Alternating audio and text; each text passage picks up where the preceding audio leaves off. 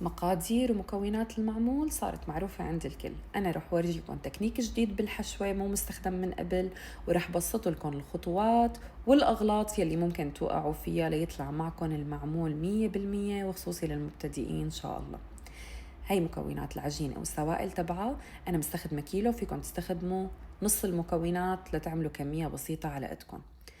رح نبلش بسم الله. أول شي إني حرك السمنة تقريبا شي 5 دقايق لحتى يتغير لونها وتصير ماي عماي. رح ضيف هلا فوقها الطحين والسميد، ورح قلبها 10 دقايق مع بعضها لحتى تنعجن كتير منيح وتتشرب كل المكونات مع بعضها. فينا نعمل هاي الخطوات ونحفظها 12 ساعة أقل شي بالبراد، أو يومين 3، ما في أي مشكلة، مشان تسهلي على حالك الموضوع وتخففي على حالك عذاب. طلعتها قبل 3 ساعات لحتى ترجع تطرى، وهلأ رح ارجع اعجنها مرة تانية. ارجعوا اعجنوها ما بيأثر، طالما ما فيها سوائل فيني اعجنها. رح اعجنها، وهلأ بحرك مكونات السوائل أو ما بسموها التبليعة. رح حركها كلياتها كتير منيح لحتى يدوب السكر وكل المكونات سوا، ورح ضيفها على العجينة.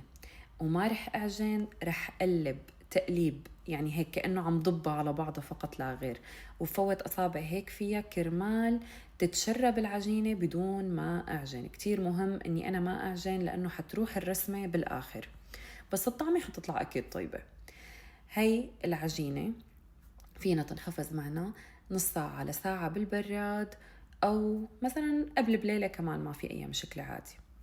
مكونات الحشوة كمان كتبت لكم إياها، وطبعا بترجع للذوق، فيكم تضيفوا أي شيء أو تنقصوا أي شيء.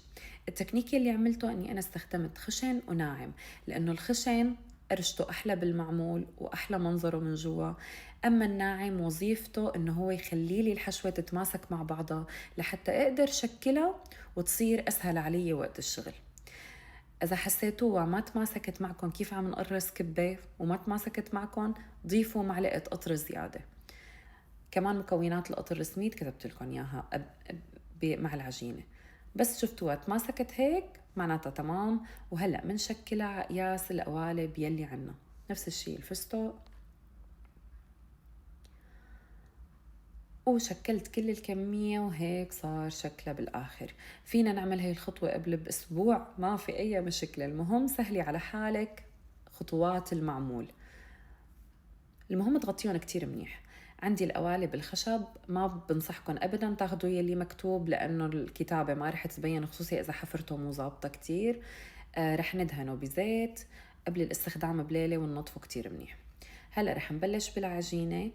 مهم كتير إنه نحنا ما نطلعها من البراد. رح ناخد شقفة شقفة، ورح ميعها بإيدي شوي مثل ما شايفين. رح أعجنها شوي بإيدي لحتى تسيح معي، مو كتير، شوي صغيرة، وقطعها بقياس القوالب كمان يلي عندي.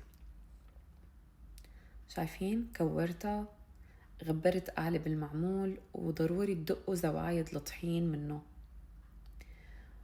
وهلأ رح أحشي هاي التمر كمان منكورة، وبراحة ايدي رح اخد نتفة طحين مشان ما يعلق معنا بالقالب، ورح دقها.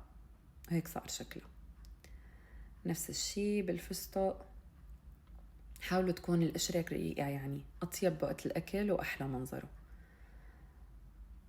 والجوز طبعا من بده مطاول على حسب القالب يعني الموجود، وكمان نفس الشي غبرتهم بطحين وكمان حطيتهم بالقالب.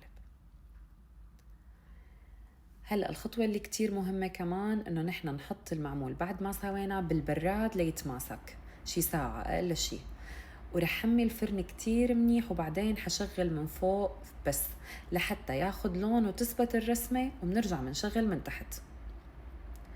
وبعد ما نخلص كل الكمية بنتركه لحتى يبرد شي ساعة ساعتين، وبعدها منضبه ومنغطي عليه، أو كم ساعة أحسن. وبيكون صار عندكم أسهل وأوضح وأطيب وصفة معمول بإذن الله. حتجربوها وحتدعولي. شوفوا طراوته ما شاء الله، وألف صحة وهنا.